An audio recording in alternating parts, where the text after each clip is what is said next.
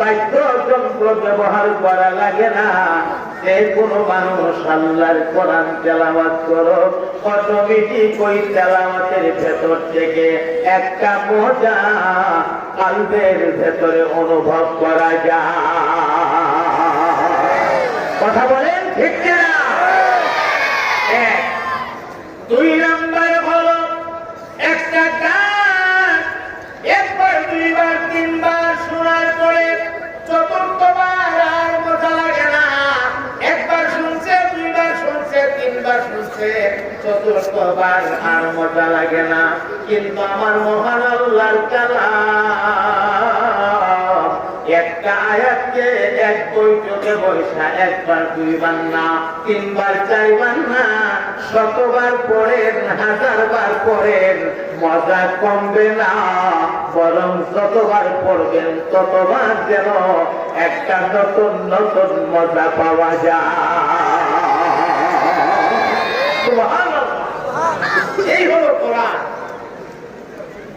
আমার মুহতারাম ভাইরা, কোরআনুল কারীমের ভেতরে পরপরটি আটটা কোরআনটা ভরা, আল্লাহর কোরআনটা শিফা দিয়া ভরা।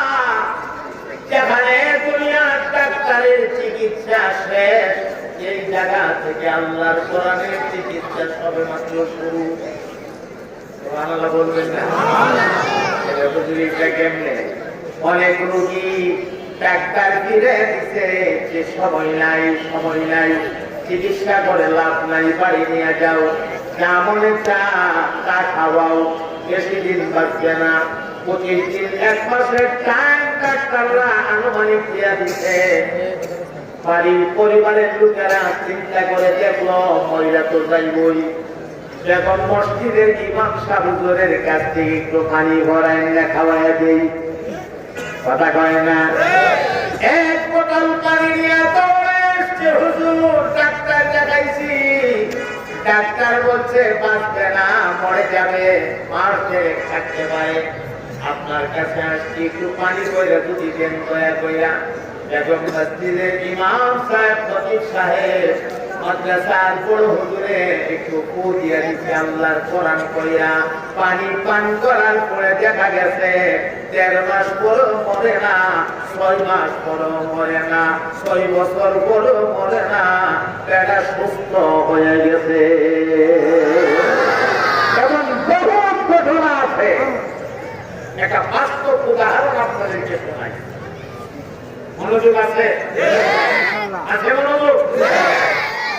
মনোযোগটা বাড়াইতে হবে। আমার ভাই, সাহাবায়ে কেরাম আজমাইনের একটা কাফেলা এরা সফরে পড়তেছে। সফরে কই পড়তেছে? সফরে।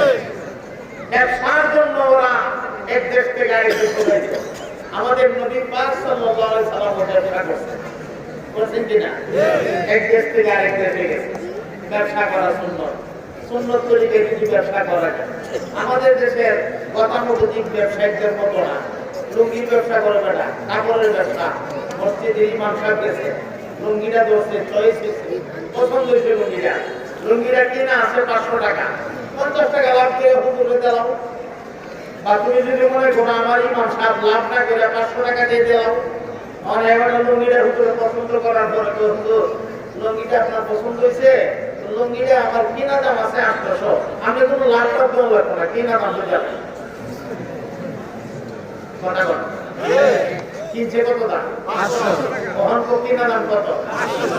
কিনা দাম হয়ে গেল, আমরা থেকে লাভ করে দেবো, আমার ইমাম, আমি নিজে নামাজ করি, আমরা থেকে লাভ রাখি, কিনা দাম হয়ে যাবে। কিনা দামের ভিতরে লাভ করছে কত? 300। এসব ব্যবসায়ী না, অসব ব্যবসায়ী আর জোরে কম। ব্যবসাটা হালাল না হারাম? ব্যবসাটা হারাম। হ্যাঁ, তুমি কিনে আনছো 500 দিয়া, 500 কইয়া যদি এই কথা কও যে আমি 1000-এর মধ্যে বিক্রি করবো, আমি আনছি 500 দিয়া, কিন্তু তুমি নিলে 1000 লাগবে, 500 লাগবে, 1400 লাগবে। এইভাবে যদি পরিষ্কার বলো, পরিষ্কার কথা, যত মানে তত লাভ করো, কোনো অসুবিধা নাই। এখন তুমি 300 কিনার মধ্যে মিথ্যা কথা বলে বলেছো। হারাম ব্যবসা মনে রাখবেন, হারাম গেজা পেতে গেলে এই খানা থেকে যে শক্তি শরীরে উপার্জন হয়, এই শক্তি দিয়ে আল্লাহর ইবাদতে মজা পাওয়া যায় না। ঠিক না বলা হয়? ইবাদতে কি ফল জানা? কিছু মুসল্লি আছে যে মসজিদে চিন্তা করে সময়ের দিকে খালি খালি ভোরের দিকে তাকায়, হুজুর দিয়ে এখনো এই বয়ান শেষ করে না, কোন সময় উঠা হবো, কোন সময় নামাজ দাঁড় করাইবো, এমন যদি বয়ান করতেছে 5 মিনিট তার বেশি হয়ে গেছে, কেমনি কি তা করো? এবার খুব কষ্ট করে বইছে, সহ্য হইতেছে না, কইতেও পারতেছে না, কইলেও বিপদ, সহ্য হইতেছে না। নামাজটা শুরু হইতে পরে এখন সবাই তাসাহুদ করতেছে, এওরা পড়তেছে, করতে করতে করতে করতে হুজুর তো একটু সুন্দর করে বুঝতে গেছে, ভালো লাগে। এতগুলা মানুষের দায়িত্ব কামড় নিচ্ছে, যেমনি মানুষ যেমনি বলে তো হইতো না, উনি তো সহি শুদ্ধ করে পড়তে হবে, একটু সময় লাগতেছে। এবারে বিশেষ থেকে সিগন্যাল মারতেছে, কাশির জোর উঠতে থাকা, বুঝাতে সবকা ধরে নিচ্ছে, সব লাইনে কাশির জোর উঠতে থাকা, একটার পর একটা সিগন্যাল মারে, খালি ইমাম সাহেবের ফুটা মারে। এর মানে হইলে আমার আত্মা যেহেতু শেষ, আমার পুরো শরীর শেষ, সব শেষ, আপনি কখনো শেষ হওয়া গেলে তাড়াতাড়ি সাইডা সালাম দেন। মুখটা কোথায় মা আর গলার পাড়া যে কথা কয় এমন সিগন্যাল দেবেন আসবে না। একমাত্র কারণ হের পেটে হালাল খানা যাইতেছে না। কথা বলেন ঠিক না? তার কেসা যত হালাল হবে, তার খাদ্য যত হালাল হবে, তার ইবাদত তত মজার হবে। এটাই স্বাভাবিক কথা। এটা ওয়াজ শোনা মনে আমরা এই কথাটা কয়ে দেব। সাহাবীর কাফেলা বলতেছে কই দেব? যেতে মাশাআল্লাহ বলার মন রেখে যাইতে যাইতে যাইতে যাইতে সন্ধ্যা করিতে একটা গ্রাম দেখা যায়, দূরে একটা গ্রাম। গ্রামটা দেখিয়া কাফেলার আমির সাহেব বললেন একটা কাজ করো, সন্ধ্যা যখন গলাই গেছে গা, সামনে যে গ্রামটা দেখা যায় এই গ্রামে গিয়া আমরা আজকে রাত ইনশাআল্লাহ থাকবো, তাবু গাইয়া পরদিন সকালে আমরা আবার এখান থেকে নতুন করে রওনা করবো। তো কাফেলার আমির সবাই দিচ্ছে, সবাই একমত, ঠিক আছে ঠিক আছে দেখেছে। তো মাগরিবের সময় হইতে হইতে গ্রামের কাছাকাছি পৌঁছে গেছে। গ্রামের কাছে গিয়া ওনারা সালাতুল মাগরিব আদায় করলেন। মাগরিবটা আদায় করিয়া আমির সাহেব বলতেছেন যে দেখো, গ্রাম তো আমাদের না, এখন যাদের গ্রাম নিশ্চয়ই গ্রামের কিছু মাত্র আছে বা গ্রাম পরিচালক আছে, তাদের সাথে একটু আলোচনা করে নেই। আমরা যদি এমনি তাবু গাড়ি আর ওরা যদি আমরা ডাকাত করবো হামলা করে, তাও তো আমরা আরেক বিপদে চলে যাবো।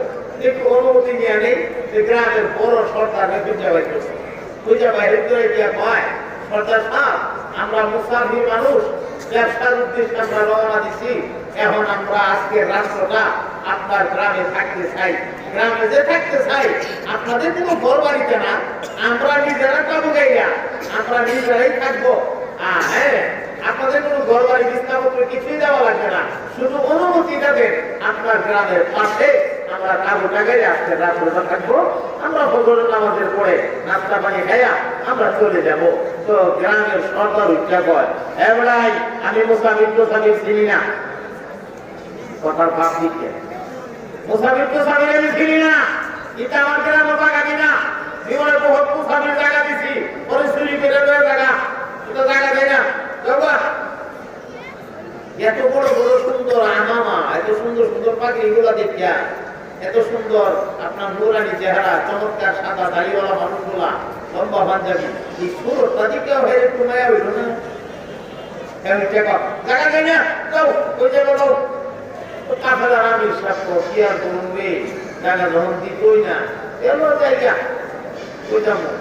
আর একটু দূরে গিয়া কাবু গাইয়া আমরা থাকি, একটু দূরে গেছে, গ্রাম থেকে দূরে গিয়া মরুভূমির মধ্যে কাবু গাইয়া রাত গোটা কাটাইছে। আল্লাহর কুদরত, এই রাত্রে ওই যে সর্দার সাহেবের একটি মাত্র ছেলে, এই ছেলেটারে সাপে কাটছে, সাপে দংশন করে ফেলছে, বিষাক্ত সাপে কামড় মারছে। মারার পরে এখন তো ছেলে অজ্ঞান হয়ে পড়ে রয়েছে। আর সর্দার সাপ সারা দেশ থেকে যত নামি দামি পূজা আছে, পূজা বুঝলেন তো আপনারা, সাপের যারা যারে পূজা, সব পূজাদেরকে দাওয়াত দিয়ে আনছে। আইনা বলছে তোমরা আমার পোলারে জানো, চাইরা ভালো করো, ভালো করতে পারলে উত্তম বদলা তোমাদেরকে দেওয়া হবে। এরা যত জাতের জায়গা আছে, যত কায়দার দ্বারা, আর একটা কথা জানা রাখবেন, সাপের দ্বারার ভিত্তি কিন্তু কোনো বালা কথা নাই, যত কথা কু কথা আছে সব সাপের দ্বারা ভিত্তি আছে। কথা কথা ঠিক নেই, এখন তো উন্নত যুগ, সাপের কামড়ের চিকিৎসা বের হয়ে গেছে, মেডিসিন বের হয়ে গেছে। একটা যুগে হাত বন্ধা শুরু লইয়া সাদা মারা লইয়া বাইরে আর থাকতো আর কথা কি কথা কিন্তু। তো এখন এই অবস্থায় যাচ্ছে, এরা যাতে 1 খন্ড 2 খন্ড 3 খন্ড 4 খন্ড এরা খন্ড হিসাবে 7 খন্ড জায়গা হয়েছে। জানলে কি হবো, মাগার সাপের কাটার রোগীর তো কোনো পরিবর্তন না। কেমনে বলি না তো কুদরত আছে, এখানে কি আছে? কুদরত আছে। সুবহানাল্লাহ পড়ে। এখন একজন মানুষ হচ্ছে সরকার সাপ। আমি একটা কথা বলি, আপনি যদি অনুমতি দেন। হ্যাঁ বলো বলো। ওই যে গত সন্ধ্যার সময় একজন মানুষ আসছিল, মাথার মধ্যে বড় বড় পাখি, মুখের মধ্যে খুব সুন্দর লম্বা দাড়ি, হ্যাঁ ফক ফক করে সাদা দাড়িগুলা, কি সুন্দর দোলারি চেহারা তাদের, এর হলো লম্বা লম্বা জামা। এই মানুষগুলা যাইছি আপনার কাছে যে বলছিল আপনার বাড়িতে আজকে রাতরা থাকতে চান, আপনার গ্রামের পাশে অনুমতি দিতেন। আমরা যে বলছিলেন যে আমি কোন মুসাফির টুসাফির চিনি না, অনুমতি দিতে পারবো না, এরা যে সংখ্যায় বিদায় করে দিচ্ছেন। এরা তো বেশি দূরে না, ওই যে দেখা যান আমাদের গ্রাম থেকে বেশি দূর না, এখানে এরা কাবুলাই আছে, হয়তো কিছুক্ষণের মধ্যে রাস্তা হানি করে তারা চলে যাবে। আপনি যদি অনুমতি দেন, এদের মধ্যে দিয়ে আমি জিজ্ঞাসা করে দেখতে পারি সাপের কাটার যারা জানে এমন কেউ আসেনি, থাকতেও তো পারে। আপনি অনুমতি দিলে আমি যাইতে পারি। সরকারে তখন কয় কেমন অনুমতিটা দিতাম, কোসেন বেড়াইছেন আমার কাছে গ্রামে থাকি, তো অনুমতি দিতাম, আমি অনুমতিটা দিলাম না, আরো বাইরে চলে দিলাম, হেরারে কত কথা কয়ে দিলাম, ওখান আবার যাইবে, এটা একটা শরমের কথা। আর এদিক দিয়েও নিজের ছেলে, কি যে করতাম মাথাটাও ধরে না। আচ্ছা ঠিক আছে যা, তবে আমার কথা কিন্তু কইস না।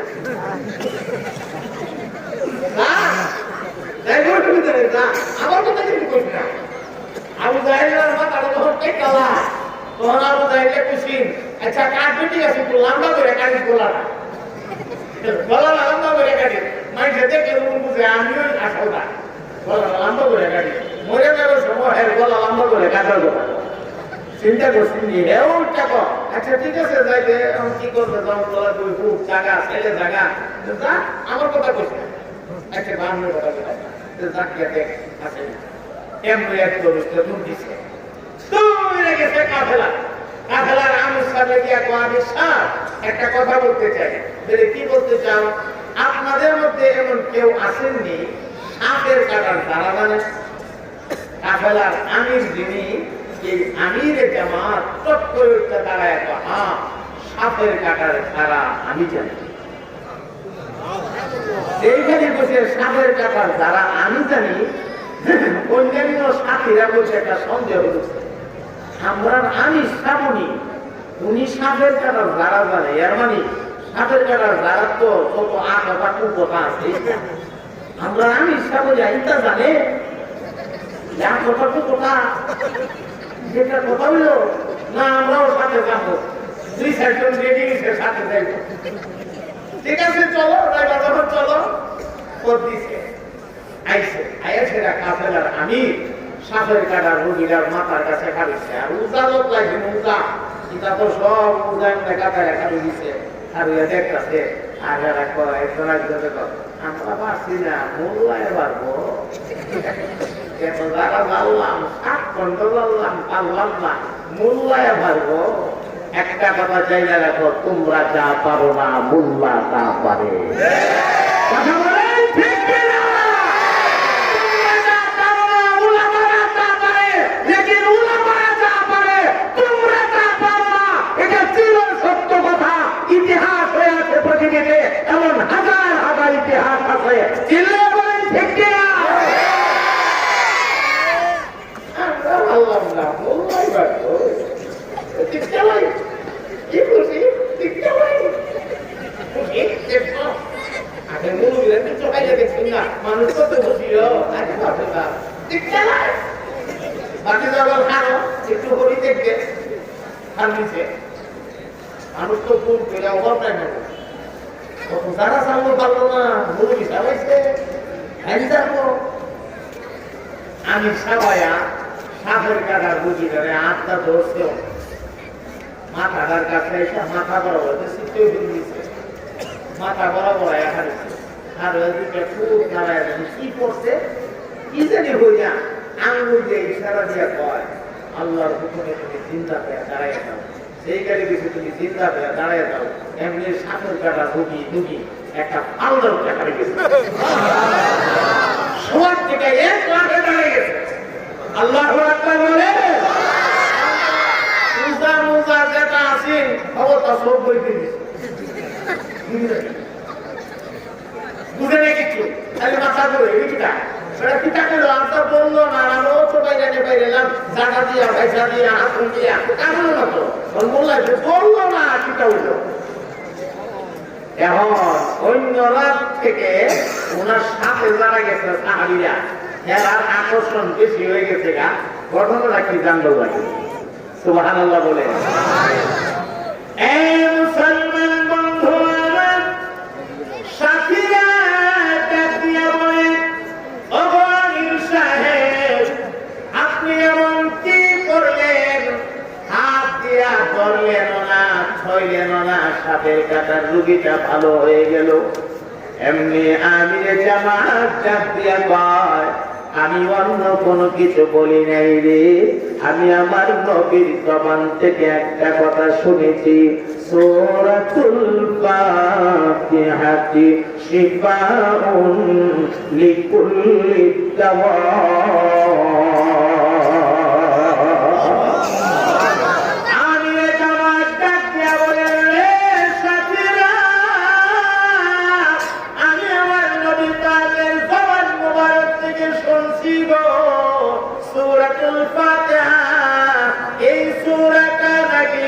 সব রোগের জন্য ঔষধ এটা সব রোগের জন্য যদি ঔষধ হয়ে থাকে তাহলে সাপের কাটার রোগীর জন্য তো ঔষধ হতে পারে এই কথা মনে কইরা মাথার কাছে দাঁড়ায়া আমি সূরাতুল ফাতিহা তেলাওয়াত করেছি আর আঙ্গুল দিয়া ইশারা দিয়া বলছি আল্লাহর হুকুমে তুমি সুস্থ হয়ে যাও আমি ইশারা দেওয়ার সাথে সাথে আল্লাহর কোরআনের বরকতে আল্লাহর বান্দা উইটা দাঁড়ায়া গেছে আর ওইসে তো বাড়িতে বেড়াচ্ছে খালুয়ে সাইয়া আর কোনো কথা নাই খালুয়ে সাই রইব আমি সাপ হ্যাঁ জি বলুন আপনি আমাকে এই মুহূর্তে কালিমা পড়ায় আরো জুড়ে বলে পড়ার গাড়ি কিনে নেমেছে যেমন মনে জানে এর শরীরে কি পরিমাণ বীর্যতা ছিল এটা তো হেরেটের হয়েছে আমি সাপ আমার কালিমা পড়াইয়া দিলেন লা ইলাহা ইল্লাল্লাহু মুহাম্মাদুর রাসূলুল্লাহ আশহাদু আল লা ইলাহা ইল্লাল্লাহু ওয়া আশহাদু আন্না মুহাম্মাদান আবদুহু ওয়া রাসূলুহু একটু মহাব্বতে কয়েক মর্তবা ইসমে নাফি এবং ইসবাতের জিকিরটা পড়ুন লা ইলাহা ইল্লাল্লাহ লা ইলাহা ইল্লাল্লাহ সুবহান বলেন লা ইলাহা ইল্লাল্লাহ লা ইলাহা মাশাআল্লাহ লা ইলাহা ইল্লাল্লাহ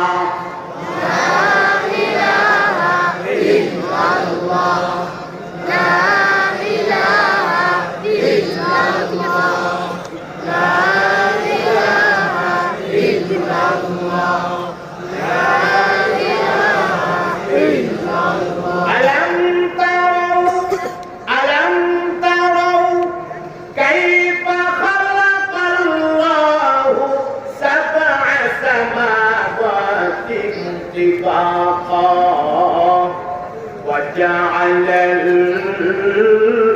القمر فيهن نورا وجعل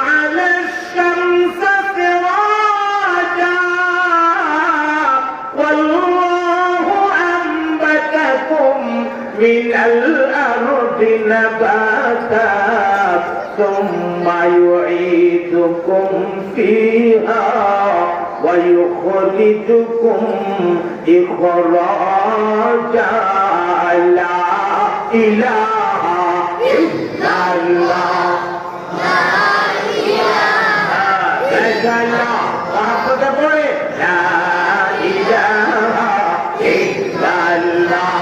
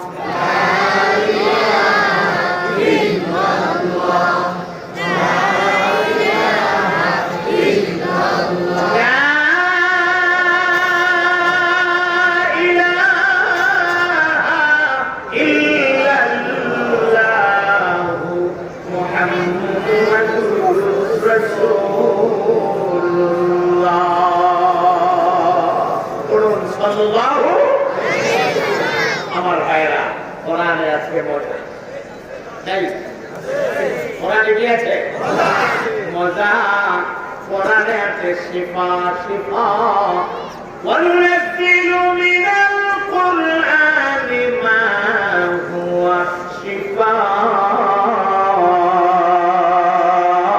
চিৎকার দিয়ে বলে দিন না সুবহানাল্লাহ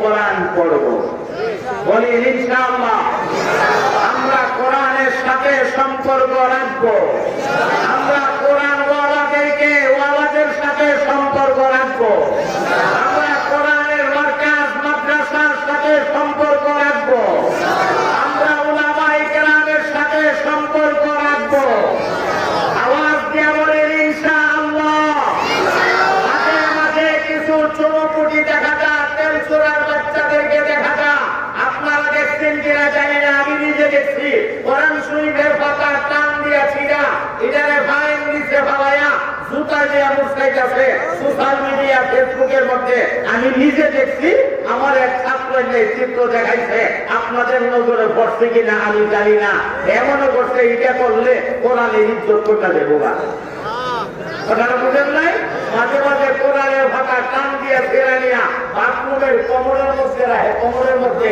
কোরআনের ইজ্জত কমায় আলাইবার লাগিয়া নাউজুবিল্লাহ বলবেন না আরে তুই কেমনে কোরআনের ইজ্জত কমাইবে কোরআন নাযিল হওয়ার পর থেকে নিয়া কোরআনের পেছনে আবু জাহাল আবু লাহাবরা উতবা সাইবা ওয়ালিদ ইবনে মুগীরা ওরা লাইগা রয়েছে ওরা চেষ্টা করেছে কোরআনকে কেমনে মিটিয়ে দেওয়া যায় কেমনে কোরআনের আওয়াজ বন্ধ করা যায় কেমনে কোরআনওয়ালা নবী মুহাম্মদকে দুনিয়া থেকে বিদায় করা যায় এই ষড়যন্ত্র চলছে তো চলছে ধারাবাহিকভাবে চলছে হিজরতের নজরিতে কোরআনওয়ালা নবীকে হত্যা করার ষড়যন্ত্র করেছে সাকসেস হতে পারে নাই আমার নবী দুনিয়া থেকে বিদায়ের পরে আমার নবীর উপরে কলঙ্কর দাগ লাগাইয়া বই লিখছে আতাউল্লাহ বুখারীর জমানায় রঙ্গের রাসূল নামে বই লিখছে এরপরে আমার ভাই আমার নবী পাকের ইজ্জত কমানোর জন্য এইভাবে যুগে যুগে চেষ্টা করেছে বাদশাহ নুরউদ্দিন জঙ্গির আমলে আমার নবী পাক কোরআনওয়ালার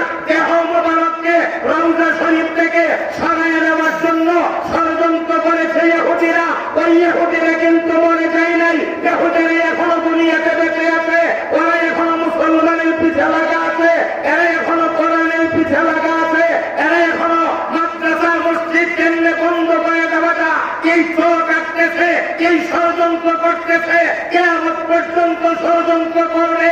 আমি পরিষ্কার ভাষায় আপনাদেরকে বলতে চাই, আল্লাহর কোরআন মিথাবার ষড়যন্ত্র যদি কোন বেঈমান করে আর মোকাবেলা করতে গিয়া বুকের কাছে রক্ত ঢেলে দিয়ে হলো আল্লাহর দ্বীন রক্ষা করার জন্য, কোরআনকে রক্ষা করার জন্য, ইসলামকে রক্ষা করার জন্য কারা কারা রাজি আছো?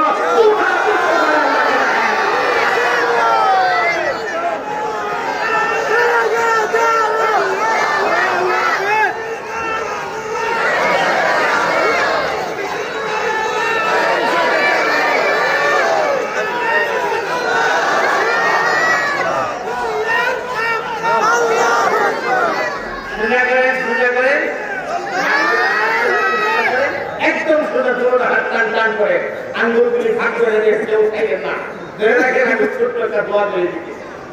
আয় আল্লাহ তাআলা, এই পৃথিবীতে ঘুরে ঘুরে অনেক ফুল বাগান দেখছি গো মাওলা। আজকের এই বেগম মসজিদ মাদ্রাসার উদ্যোগে আয়োজিত এই জান্নাতের বাগানটা আপনি তাকায় দেখেন গো, এই বাগানটারে দেখতে কত সুন্দর লাগে। আরে আমার আল্লাহ, এই বাগানের যে হাতটা আপনার কাছে ভালো লাগে, এই হাতের ওসিলায় আমাদের প্রতিটা মানুষের তামাম জিন্দেগির গুনাহগুলি মাফ করে দেন। আমাদের মদিনাওয়ালার পাগল বানায় দেন। মরণের আগে জীবনে একবার হলো স্বপ্ন যুগে আমাদের নবী পাকরে ঘুমের ঘরে দেখায়া দিয়েন, আওয়াজ দিয়া বলে দিন আমিন।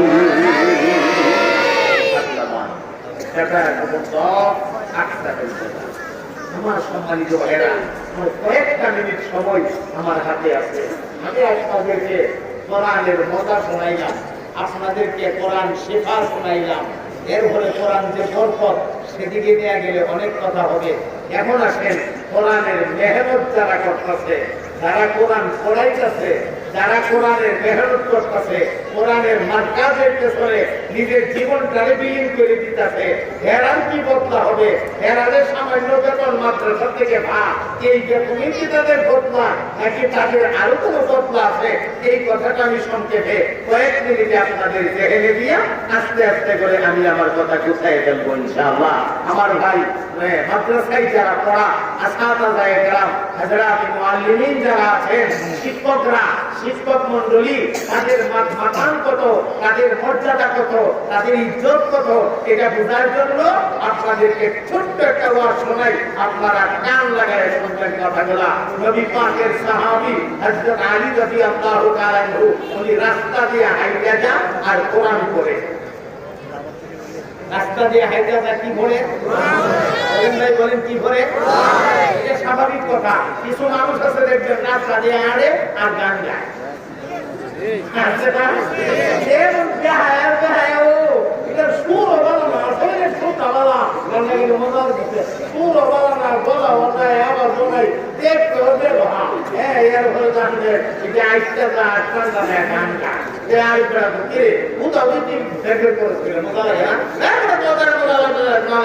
আমার কামানো কি তোর কি করে তোর কি আসলে কি যুগে হায়া রাস্তা দিয়ে হাঁটে আর কি করে গাঙ্গা গাঙ্গা গাঙ্গা, রাস্তা দিয়ে হাঁটে আর গান গায়। আর মাদ্রাসার ছাত্রগুলাকে আপনারা দেখবেন, ওরা রাস্তা দিয়ে হাঁটলে সবকটা যে উস্তাদদের শোনাইতে হবে, ওই সবকটা হেফতারার গোলামান হলে সবকটা রাস্তা দিয়ে হাঁটে আর সবকটা পড়ে। কিতাবখানার গোলামান হলে ওরা গর্দান টানে, আন্না হয় একজন আরেকজনের কোনো এবারতে তর্কির দিঘা, আন্না হয় একটা শিক্ষা জিজ্ঞাসা করে, এই জাতীয় আলোচনা করে দিনই মুতাকারা করে। কথা বলেন ঠিক কিনা? ওলামা একরাম একসাথে বসলে দুইজন তিনজন, এরা দুনিয়াবি কোনো কথা কয় না, এরা দিনই মুতাকারা করে, দিন নিয়ে বিভিন্ন রকমের কথা বলে, তারা দিন দিয়ে ফিকির করে। আমার ভাই দুনিয়া নিয়ে ফিকির করে না। আমার নবীর সাহাবী হযরত আলী রাদিয়াল্লাহু তাআলা আনহু রাস্তা দিয়ে হাঁটে আর কোরআন পড়ে। সুবহানাল্লাহ পড়ে। কি পড়ে? দুয়ের জাকাত দিয়া জবরের জাকাত শের বলে বলে। এখন আপনারা বলেন শব্দর ভুল হইছে?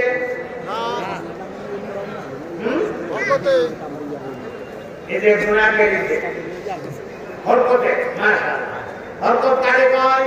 এক জবর এক জবর একটা হরকত বলে। একটা হরকতের ভুল ওইটা তিন জবর লাগাই দিয়েছে কি সে তো একটা হরকতের ভুল। একজন ইহুদি রাস্তার কিনারা ছিল, ইহুদি লোকটা আবার আয়াতটা জানা ছিল। ইহুদি লোকটা ডাক দিয়ে কো, এ আলী তুমি যে পড়তেছো এখানে কিন্তু জের হবে না, এখানে জবর হবে। এই আয়াতটা কিন্তু তাওরাতেও আছে, আমি কিন্তু জানি। হযরত আলী রাদিয়াল্লাহু তাআলা সাথে সাথে উনি শুকরায় দেখতে শুদ্ধ করে দেখতে জেল লাগাইতে বসি, ওনার জেল লাগায় না পড়ে তখন জবর লাগায় পড়ে পড়তে চলে গেছে বাড়িতে। আর ইহুদির পথে চলে গেছে। কিছুদিন পর ইহুদি অসুস্থ হয়ে গেছে, খুব বেশি অসুস্থ। আহারে কোন দিন জানি মরে যা, একবারে অসুস্থ হয়ে গেছে। হঠাৎ কইরা লোকটা মাথার ভিতরে আসছে হযরত আলী রাদিয়াল্লাহু তাআলা কথা, আমি তো আলীর উস্তাদ, আমি তো রাস্তার মধ্যে আলীকে একটা জবর শিক্ষা দিয়েছিলাম। আজকে দেখেছেন আলীর কাছে একটা চিঠি লিখিয়া আলী নিয়ে আমার একটু সাহায্য করে। বুঝতেছেন কথা? যেমন একটা চিঠি লিখছে, হে আলী আমি তোমার উস্তাদ, রাস্তার মধ্যে আমি তোমাকে একটা জবর শিক্ষা দিয়েছিলাম। আজকে আমার মনটা অনেক কিছু চাপ, কিন্তু টাকা পয়সার অভাবে খাইতে পারি না। আলী রে, যদি তুমি আমাকে একটু সাহায্য করতে বড়ই উপকৃত হইতাম। কিন্তু তোমার জবরের উস্তাদ, জবরের উস্তাদ বেড়া কিন্তু একটা জবর শিখাইয়া উস্তাদের দাবি করে রাখছে। দাবি করছিনি? এখন দেখা বিষয় হইল তারে ছাত্র বানাইছে, উনি উস্তাদ মানে এটা হইল দেখা বিষয়। আমার মহতারাম ভাইয়া, এই চিঠিখানা আল্লাহর নবীর সাহাবী হযরত আলী রাদিয়াল্লাহু তাআলা আনহুর দরবারে পৌঁছে গেলে হযরত আলী চিঠিখানা হাতে নিয়ে চিঠিটা পাঠ করে আর দুইটা চোখ থেকে পানি বের হয়া গড়গড়ায়া দাড়ি ভিজে ভিজে পানির ফোঁটাগুলি টপ টপায়া জমিনে পড়ে। সাথীরা ডাক দিয়ে কয়, আলী গো, ও নবীর সাহাবী আলী, আপনার কি হয়েছে? আপনি কেন কাঁদতেছেন? চিঠিটার ভেতরে এমন কি লেখা? সেই লেখা আপনার চোখের পানি বের করে দিল। আপনি কি দয়া করে কারণটা আমাদেরকে বলবেন? হযরত আলী রাদিয়াল্লাহু তাআলা আনহু তখন ডাক দিয়ে বলে, হে সাথীরা, এই চিঠিটা বড় বেদনাদায়ক একটা চিঠি। তোমরা জানো না আমার একজন উস্তাদ মুকাররম অসুস্থ হয়ে গেছে। আমার উস্তাদের মনটা অনেক কিছু টাকা পয়সার অভাবে নাকি খাইতে পারে না। হে সাথীরা, তবে তিনি যে আমার উস্তাদ, 5 দিন 10 দিনের উস্তাদ না, 1 মাস 2 মাসের উস্তাদ না, 1 দিন 1 ঘন্টার উস্তাদ না, একটা আয়াতের উস্তাদ না, একটা শব্দের উস্তাদ না, মাত্র তিনি আমার একটা হরকতের উস্তাদ, একটা হরকত, একটা জবরের উস্তাদ। আর একটা জবরের বদলা হলেই বা কি হতে পারে? লোকটা যেহেতু আকীদাগতভাবে ইহুদি মানুষ, আমি সিদ্ধান্ত নিয়েছি এই লোকটাকে জবরের পুরাপুরি বদলাটা আমি দিয়ে দেব। কারণ একটা জবর, মাত্র একটা জবর, এটার বদলা হলেই বা কি হতে পারে? আমি পুরা বদলাটা দিয়ে দেওয়ার জন্য সিদ্ধান্ত নিয়েছি। তবে কি পরিমাণ দিলে আল্লাহর কালামের একটা জবরের বদলা আদায় হবে, এই পরিমাণ তো আমার জানা নাই। হে মুসলমান বন্ধু আমার, হযরত আলী রাদিয়াল্লাহু তাআলা আনহু এই চিঠিখানা লইয়া একটা দৌড় মাইরা রহমতুল আলম নবী মুহাম্মদুর রাসূলুল্লাহ সাল্লাল্লাহু আলাইহি ওয়াসাল্লামের দরবারে হাজির হয়ে গেছে। আল্লাহ নবীর দরবারে গিয়া কারগুজারি শোনাইতে আছে, ইয়া রাসূলুল্লাহ, একজন ইহুদি মানুষ আমাকে রাস্তার কিনারায় একটা জবর শিক্ষা দিয়েছিল। আজকে লোকটা বিরাট অসুস্থ, এই লোকটা আমার কাছে একটু সাহায্যের হাত বাড়াইছে, তবে কি পরিমাণ দিলে একটা জবরের বদলা আদায় হবে পরিমাণ তো আমার জানা নাই। নবী গো, আমি মনে মনে সিদ্ধান্ত নিয়েছি এই জবরের পুরাপুরি বদলাটা আমি দিয়ে দেব, আপনি দয়া করে পরিমাণটা একটু বলে দেন। এমনি আমার নবী ডাক দিয়া কয়, রে আলী, তুমি যেই জায়গাটার মধ্যে দাঁড়িয়ে রয়েছ, এই জায়গা থেকে যদি তোমার শরীরের সব শক্তি ব্যয় করে একটা তীর তুমি সামনের দিকে ছেড়ে দেও, আর একটা তীর যদি এমনি ভাবে পেছন দিকে ছেড়ে দেও, আর একটা তীর যদি তুমি ডান দিকে ছেড়ে দাও, আরেকটা তীর যদি তুমি বাম দিকে ছেড়ে দাও, আরেকটা তীর যদি তুমি উপরের দিকে ছেড়ে দাও, এই তীরটা উপরে গিয়ে যেখান থেকে ঘুরে আসবে, আমার নবী পাক বলে চারদিকে তীর যতটুকু গেছে এই পরিমাণ জায়গা এরিয়া নিয়া, আর উপরের তীরটা যেখান থেকে ফিরে আসছে এই পর্যন্ত জায়গা লইয়া, ওই পোড়াটা জায়গা যদি আদি তুমি স্বর্ণ মুদ্রা দিয়া ভরপুর করে দেও, এরপরেও আল্লাহর কসম, আল্লাহর কালামের একটা জবরের বদলা আদায় হবে না। তাহলে আমার ভাইয়েরা, হযরতে মুআল্লিমিন যারা আছেন, আসাতিজা কেরাম যারা আছেন, যারা দিন রাত মেহনত করে আল্লাহর কোরআন নবীর হাদিস পড়াইতেছে, যারা মেহনত কইরা ছাত্রদেরকে আলেম বানাইতেছে, কোরআনের উস্তাদ বানাইতেছে, আল্লাহু আকবার, কোরআন ওয়ালা বানাইতেছে, সাহেব কোরআন বানাইতেছে, ওই মুআল্লিমিনদের সামান্য যে বেতন, এটা কোনো বদলা না। এটা হলো একজন মানুষ, তিনি আমাদের পাশে আছেন, আমরাও ওনার পাশে দাঁড়াইলাম। আল্লাহর কসম করে বললে আমার কাফারা দেওয়া লাগবে না। কোরআনের মুআল্লিমিনদের বদলা দুনিয়ার কেউ দিবে না, কোরআনের উস্তাদের বদলা দেবেন সরাসরি মহান আল্লাহ। বলেন ভাই, কোরআনের উস্তাদের বদলা কে দিবে? আরো জোরে বলেন, কে দিবে? কোরআনের উস্তাদের বদলা দিবেন আল্লাহ। এজন্য মুহতারাম হাজিরিন, এই পর্যন্ত যত কথা আমি বললাম আপনাদেরকে ফাজাইলে কোরআনের উপরে বললাম। প্রথম কথা আমাদের ছিল যালিকাল কিতাব লা রাইবা ফীহি, এটি এমন এক কিতাব যার মধ্যে বিন্দু পরিমাণ সন্দেহের কোনো অবকাশ নাই। আলিফ লাম রা, কিতাবুন আনজালনাহু ইলাইকা লিতুখরিজান নাসা মিনাজ যুলুমাতি ইলান নূর।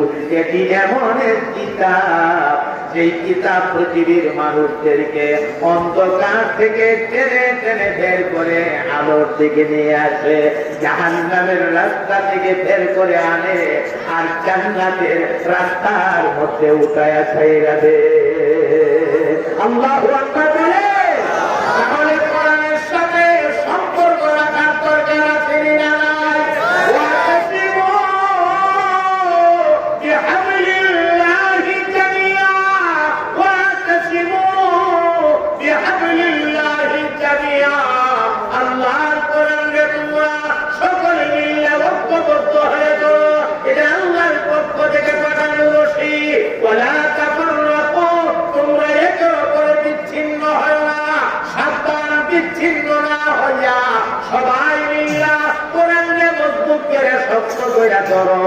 একদিন এই রশির মাথায় ধরে টান দেওয়া হবে, এক টানে তোমাকে আল্লাহর জান্নাতের গেটে পৌঁছে দেওয়া হবে।